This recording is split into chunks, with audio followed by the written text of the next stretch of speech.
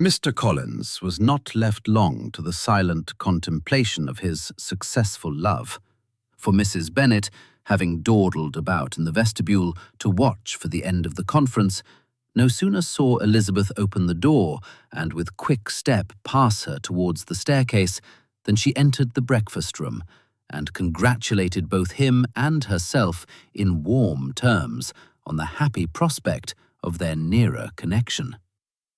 Mr. Collins received and returned these felicitations with equal pleasure, and then proceeded to relate the particulars of their interview, with the result of which he trusted he had every reason to be satisfied, since the refusal which his cousin had steadfastly given him would naturally flow from her bashful modesty and the genuine delicacy of her character. This information, however, startled Mrs. Bennet.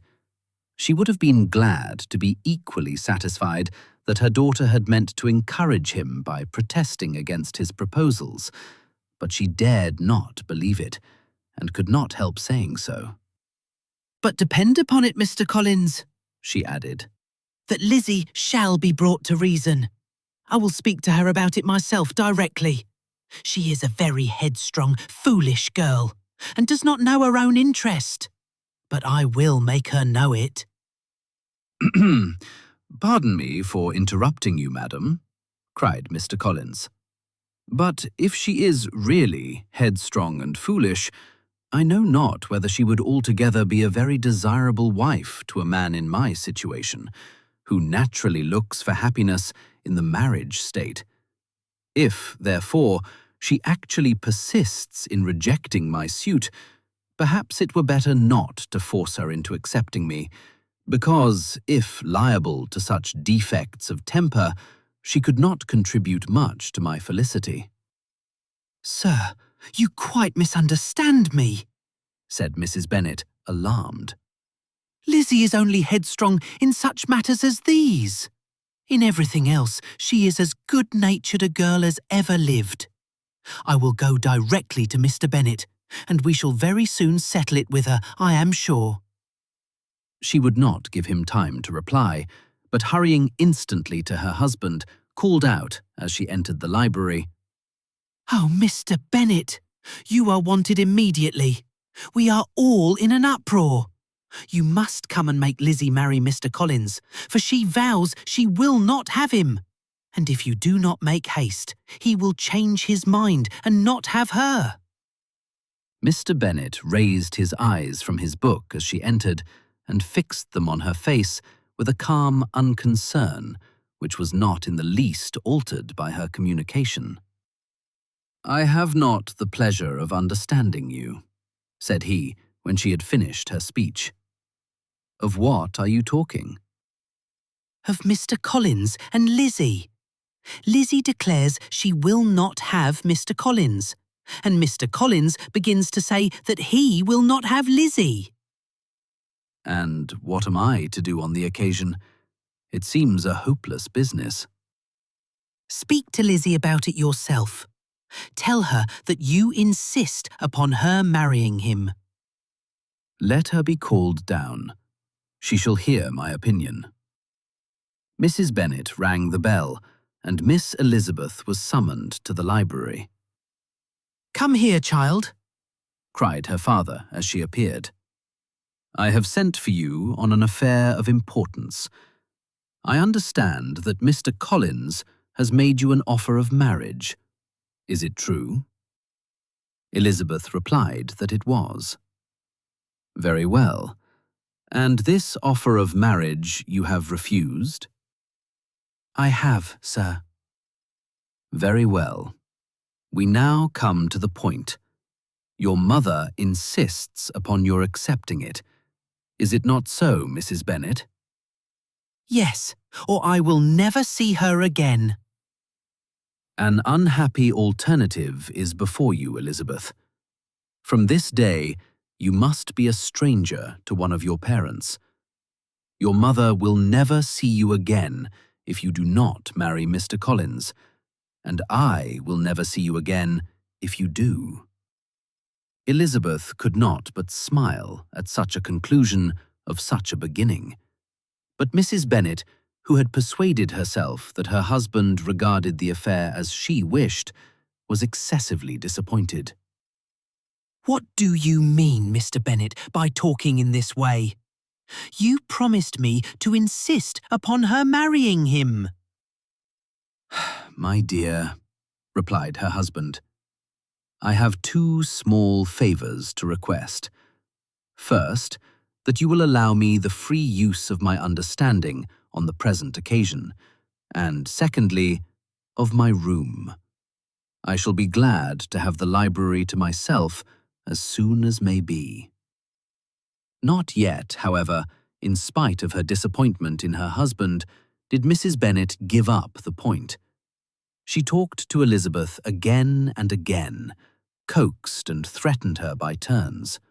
She endeavoured to secure Jane in her interest, but Jane, with all possible mildness, declined interfering, and Elizabeth, sometimes with real earnestness, and sometimes with playful gaiety, replied to her attacks.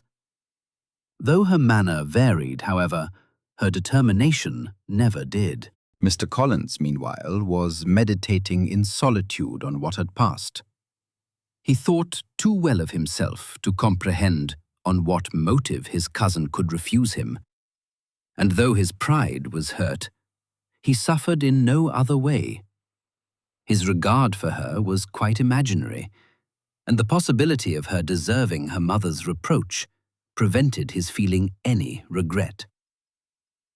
While the family were in this confusion, Charlotte Lucas came to spend the day with them. She was met in the vestibule by Lydia, who, flying to her, cried in a half-whisper, I am glad you are come, for there is such fun here. What do you think has happened this morning? Mr. Collins has made an offer to Lizzie, and she will not have him. Charlotte had hardly time to answer before they were joined by Kitty, who came to tell the same news. And no sooner had they entered the breakfast-room, where Mrs. Bennet was alone, than she likewise began on the subject, calling on Miss Lucas for her compassion, and entreating her to persuade her friend Lizzie to comply with the wishes of her family. Pray do, my dear Miss Lucas, she added, in a melancholy tone. For nobody is on my side. Nobody takes part with me. I am cruelly used.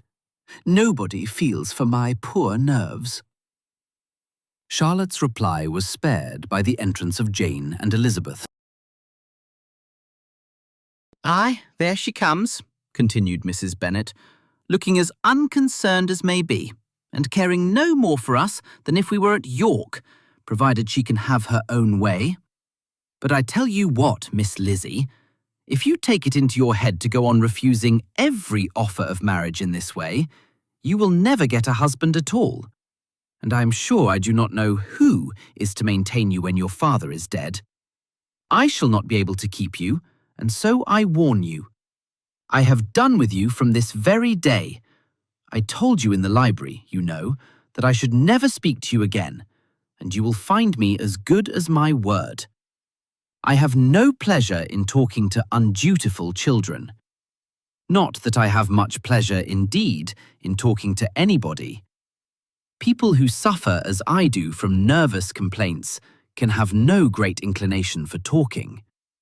Nobody can tell what I suffer, but it is always so. Those who do not complain are never pitied. Her daughters listened in silence to this effusion, sensible that any attempt to reason with or soothe her would only increase the irritation.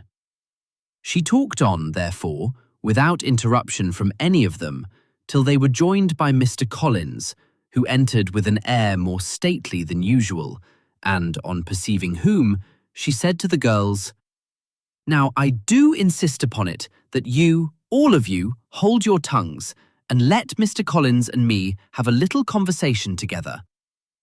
Elizabeth passed quietly out of the room. Jane and Kitty followed, but Lydia stood her ground, determined to hear all she could, and Charlotte, detained first by the civility of Mr. Collins, whose inquiries after herself and all her family were very minute, and then, by a little curiosity, satisfied herself with walking to the window and pretending not to hear. In a doleful voice, Mrs. Bennet thus began the projected conversation. "Oh, Mr. Collins." "My dear madam," replied he, "let us be forever silent on this point. Far be it from me," he presently continued, in a voice that marked his displeasure, "to resent the behaviour of your daughter.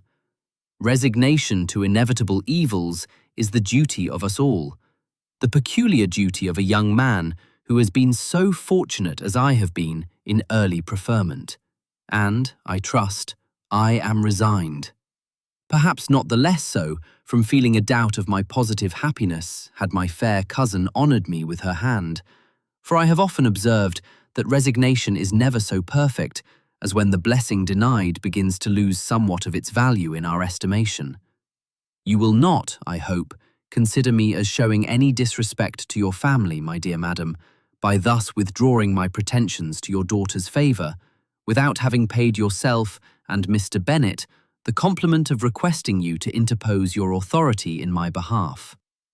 My conduct may, I fear, be objectionable in having accepted my dismission from your daughter's lips instead of your own, but we are all liable to error.